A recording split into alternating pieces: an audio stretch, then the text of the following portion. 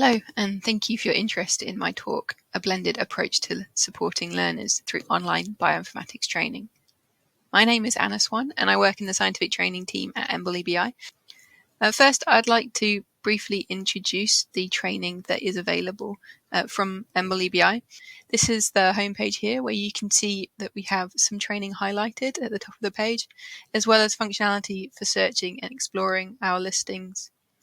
To browse, we have divided our content into live training, on demand, and support for trainers. For live training, this covers face-to-face and virtual courses, usually 5-day courses on a specific topic where the participants are selected from the applications we receive. Also included in the live section are our webinars, and these are freely available to anyone who would like to attend. Our on-demand training section includes all training content that can be accessed freely anytime, including our self-paced online tutorials, recorded webinars, and course materials from live courses. For the on-demand content, there's no direct link between trainers and learners.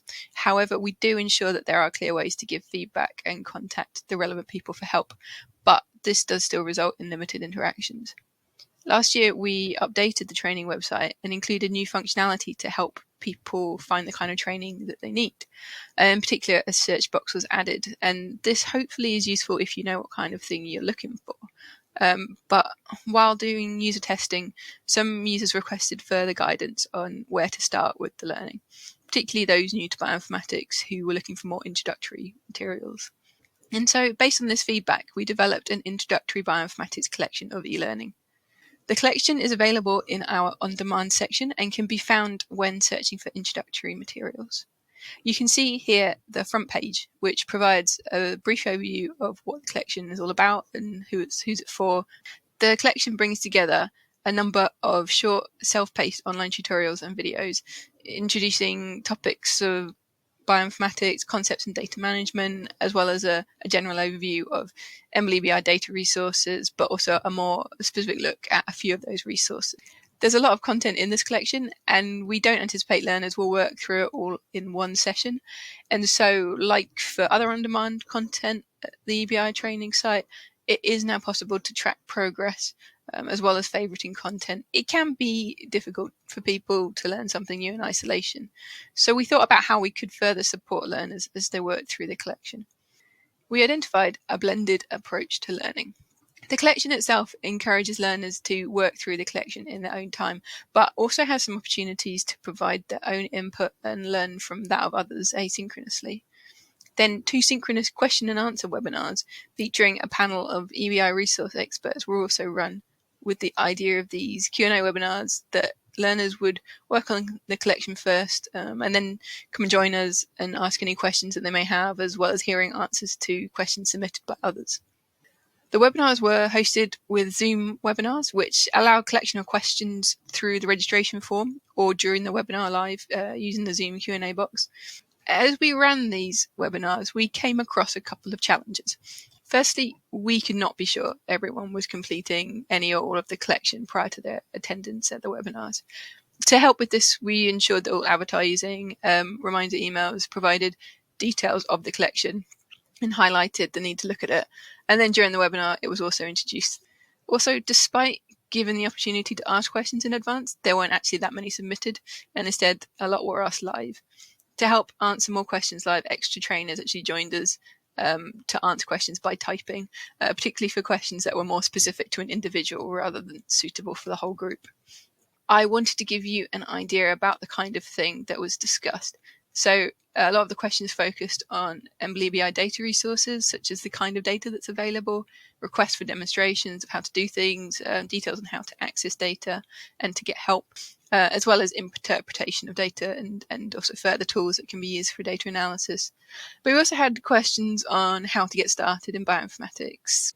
We had a good idea about the impact from the questions that were asked and answered during the sessions, but we did want to understand a bit beyond that, the impact of the collection.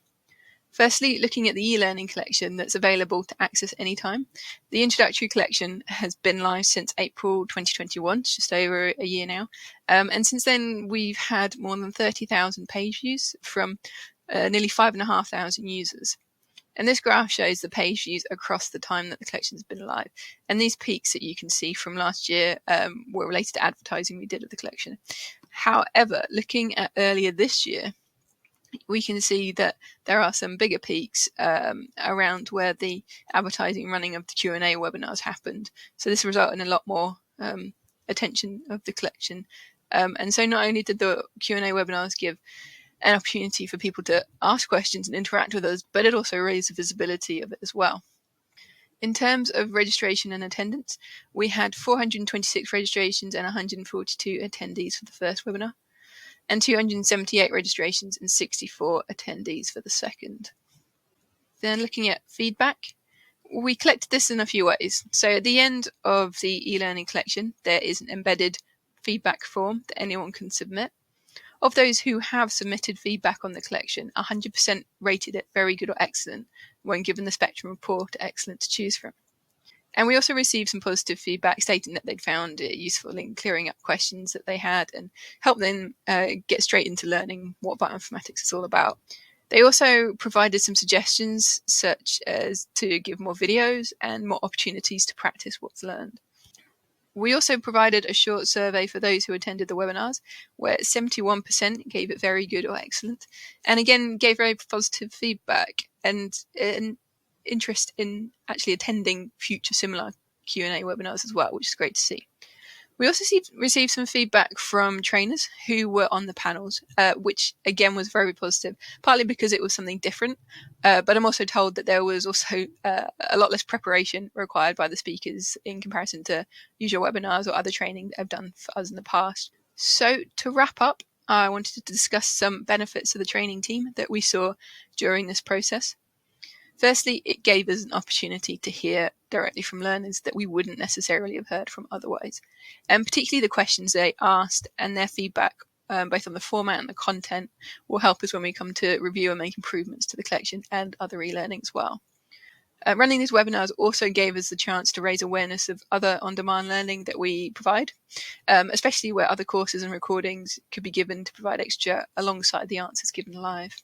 And lastly, and this isn't one I particularly anticipated, but the difference in format actually resulted in some new people, some new trainers getting involved who hadn't done anything with the training team before, because it didn't involve the same preparation, presenting, standing up in front of a room of trainees that can sometimes be difficult to jump straight into for some people.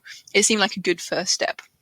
So to finish, we have more recently released 3 new collections, so on the topics of chemical biology, biocuration, and finding and using publicly available data. And we'll also have further collections and more Q&A webinars planned for later this year.